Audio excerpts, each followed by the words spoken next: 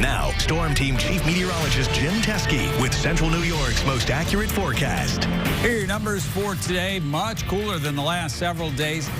Despite that, though, we were still a little bit above normal at 61 for the high. 53, that was an evening low.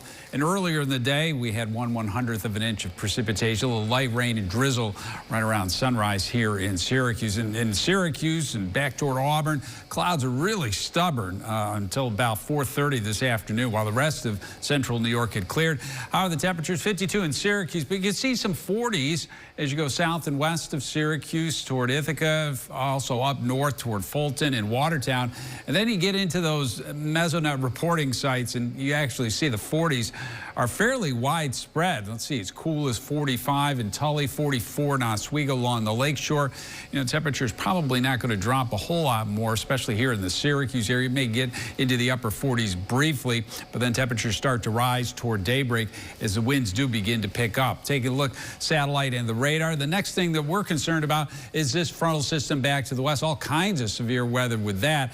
It won't pack that kind of punch by the time it gets here.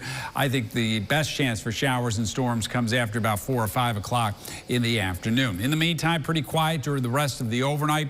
Just a few high clouds here the next couple of hours, maybe a little bit of patchy fog.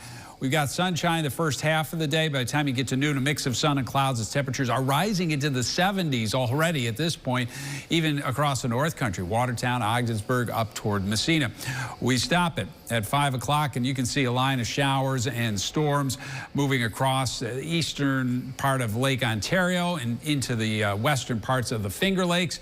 Back across western New York, the potential's there for severe weather, but by the time this catches up with us early in the evening, I think the storms will have weakened. That being said, still could be some heavy downpours, some frequent lightning as well, and that'll move off to the east. Leading up to that, there are steady, at times gusty winds tomorrow out of the south, and that's why it's going to be so warm. But this cold front brings an abrupt change. We cool off after the showers and storms, and then an area of low pressure develops along it, another area of steady precipitation, and it could be in the form of snow over higher elevations in particular. That moves out, and then just scattered rain and snow showers the rest of the day.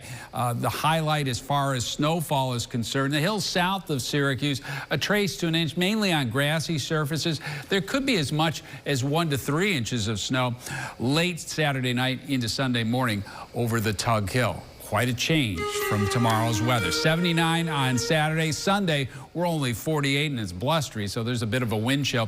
Morning snow shower on Monday and then increasing sunshine in the afternoon. 42. We're in decent shape here on Tuesday as we get back into the 50s. More clouds and sun on Wednesday and then back into the 60s for Thursday and Friday.